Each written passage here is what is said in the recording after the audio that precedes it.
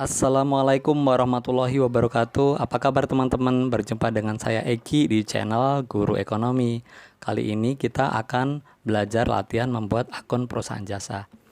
Jadi kalian sudah tahu kan bahwa ada 5 kelompok akun ya. Apa itu? Yaitu yang pertama adalah akun harta, yang kedua akun hutang, yang ketiga akun modal, yang keempat akun pendapatan, dan yang kelima adalah akun beban. Itu adalah akun-akun di perusahaan jasa. Teman-teman, kita kali ini akan belajar akuntansi perusahaan jasa dulu ya. Oke, harta. Harta itu terdiri dari harta lancar dan harta tetap ya teman-teman.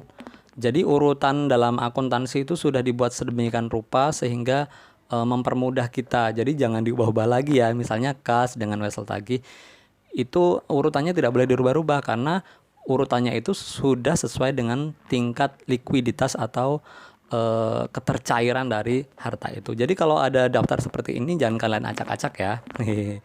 Nah, eh, kas, kalian sudah tahu ya, kas itu adalah uang tunai atau tabungan yang ada di bank ya teman-teman.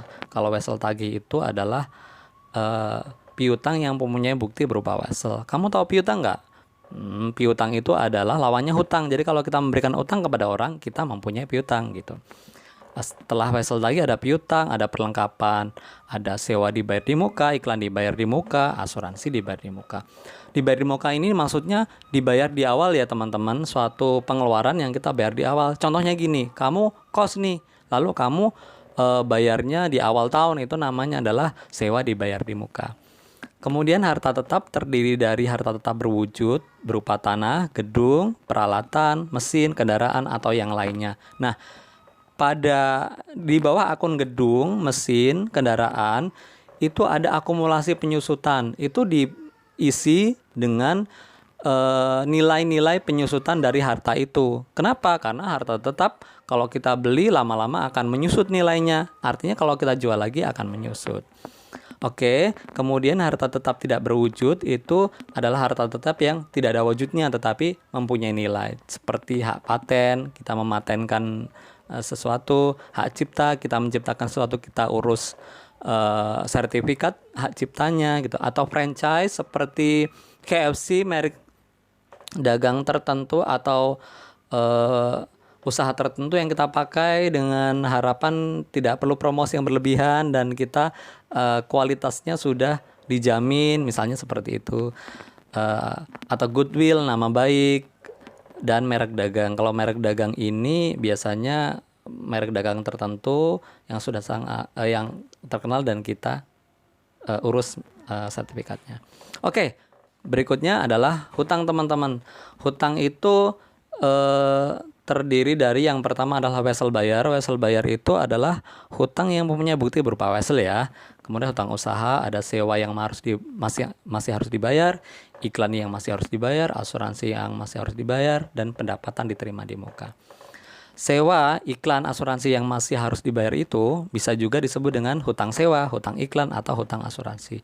Kalau pendapatan diterima di muka itu, misalnya kita punya usaha, lalu kita diberikan pembayaran di awal, maka itu akan, selagi itu belum kita kerjakan, itu akan menjadi hutang buat kita kepada pelanggan kita. Nah, hutang jangka panjang ini, hutang yang harus dilunasi dalam kurun waktu lebih dari 1 tahun ya. Misalnya hutang bank, biasanya kan lebih dari setahun ya pelunasannya. Atau hutang hipotek, hutang yang ada jaminannya, misalnya jaminannya itu berupa harta tetap seperti itu. Atau hutang obligasi, hutang surat berharga obligasi.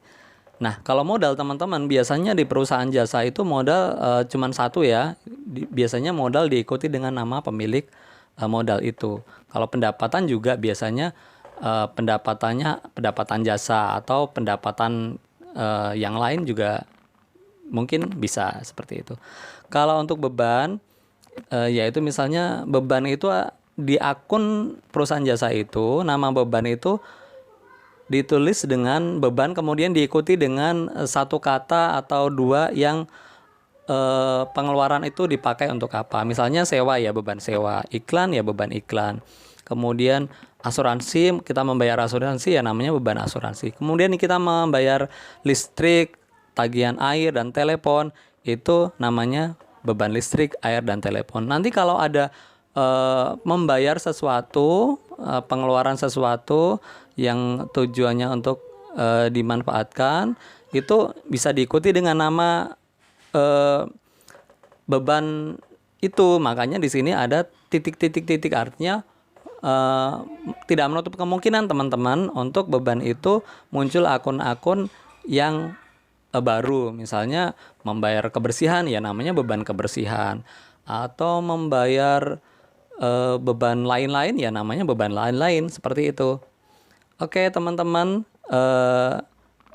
bagaimana pelajaran kita hari ini? Mudah-mudahan kalian bisa menangkapnya dan bisa mengambil ilmu dari sini. Jangan lupa ya subscribe YouTube Guru Ekonomi untuk mendapatkan materi-materi terbaru buat kalian. Jadi terima kasih. Wassalamualaikum.